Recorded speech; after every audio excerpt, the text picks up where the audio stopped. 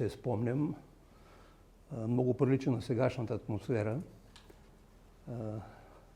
Смяна на правителство имаше тогава, дебати в парламента, не се чуваше гласа на общините, бяхме забравени, така да се каже, от Народното събрание и така естествено възникна идеята за учредяване на Национално сдружение на общините в Република България. Няма да забравя края на 1995 година, когато с различни кметове се срещахме в Министерство на финансите, в коридорите, пред офиси, пред канцеларии, разговори. И още тогава усетих, че проблемите ни са много общи, но нямаше кой да ги постави. Всеки си поставяше неговия проблем и те смятаха, че това е проблем, който не е характерен за всички общини, е характерен за отделна община. И още тогава така у мен възникна идеята, че трябва да се учреди Национално сдружение на общините. Разбира се, това така отне доста време, докато намерим съмишленици и тези съмишленици най-напред бяха асоциациите, отделни регионални асоциации на общините, каквато е Асоциацията на Дунавските общини, на Черноморските общини. Труден беше поради една причина, че ние нямахме подкрепа от централната власт. Нямахме подкрепа от централната власт в смисъл такъв, че нямаше кой да вникне в нашите проблеми, в общите ни проблеми. Имаше асоциация тогава една на българските общини, но която нямаше необходимия авторитет, защото членувахме, мисля, че някъде около 60 общини или 60 няколко общини членувахме в тази асоциация на българските общини. И тогава по нейно предложение беше изграден на заседание на тази асоциация, беше изграден този инициативен комитет през месец май. Отне ни доста време до декември да убедим кметове и председатели на общински съвети, че трябва да вземат решение, че е необходимо да се учреди такава асоциация. Едновременно с това работихме и устава на тази асоциация. И ето, роди се нещо, което днеска, след 30 години, много ме радва.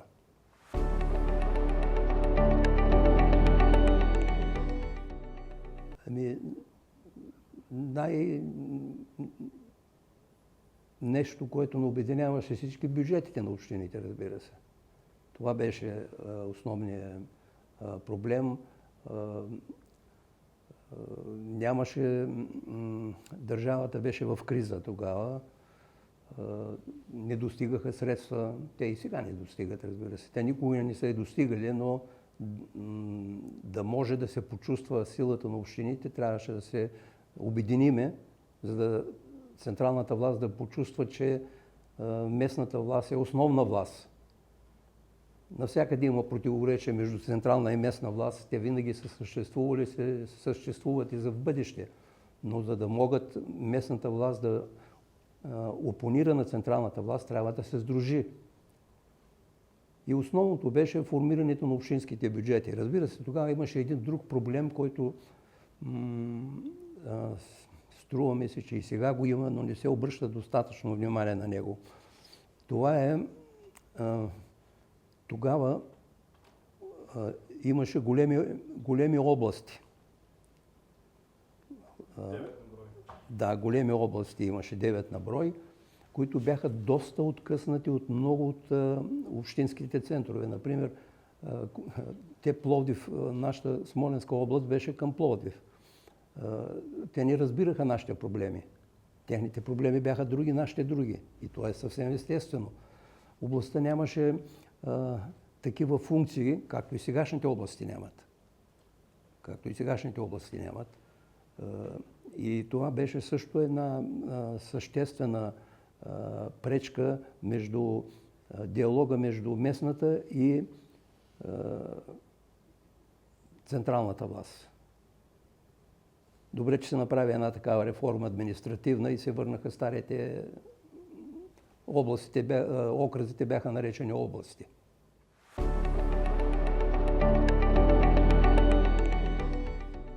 Спомням си, тъй като бях председател на учредителното събрание декември месец 1996 година и като гледах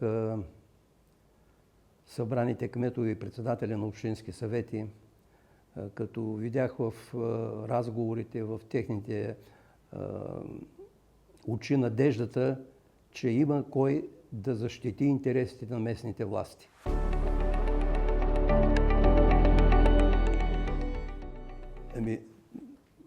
Тогава, като се формира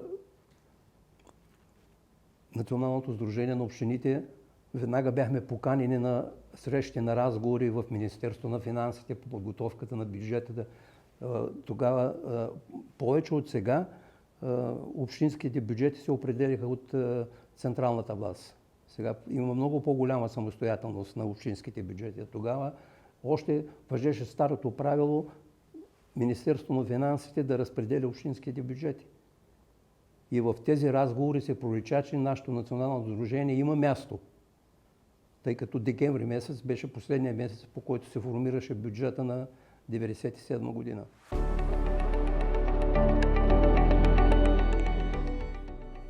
Такъв беше и смисъла на създаването на това Национално сдружение на общините. Аз имах поглед по работата на други местни асоциации, каквито имаше, например, в Холандия, в Франция, и бях убеден, че друг път няма. Обединението ще гарантира да се чуе гласа. Доколко, разбира се, той ще бъде изцяло гласът на местните власти, приет от централните власти, това е друг въпрос. Но гласа на местните власти трябва да се чува. Като слушам днес и като гледам работата, която се върши Националното сдружение на общините в Република България, се гордея, че съм един от учредителите на това сдружение. Много по-голяма по обем, много по-всеобхватна дейност, с която ние започнахме, това е естествено.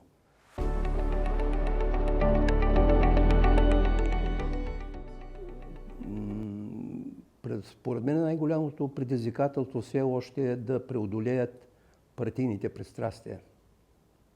Все още съществува това в местните власти.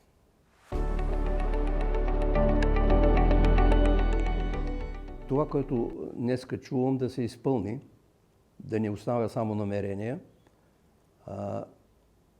И имам едно друго пожелание, не знам, не съм чул някой да го коментира в момента. Според мен България се нуждае от нова административно-териториална реформа. В какъв аспект? Как да се раздели? В какъв, че, например, при нас много слабо е развито регионалното самоуправление. Много слабо е развито. Сегашните областни управи са един паразитен такъв механизъм, държавен, който съществува. Трябва да се помисли за регионално самоуправление. Значи, освен общинско, местно, добре е да се помисли и за регионално самоуправление. Защото общините, освен в национален мащаб, са свързани и в регионален мащаб. Те трябва да общуват помежду си.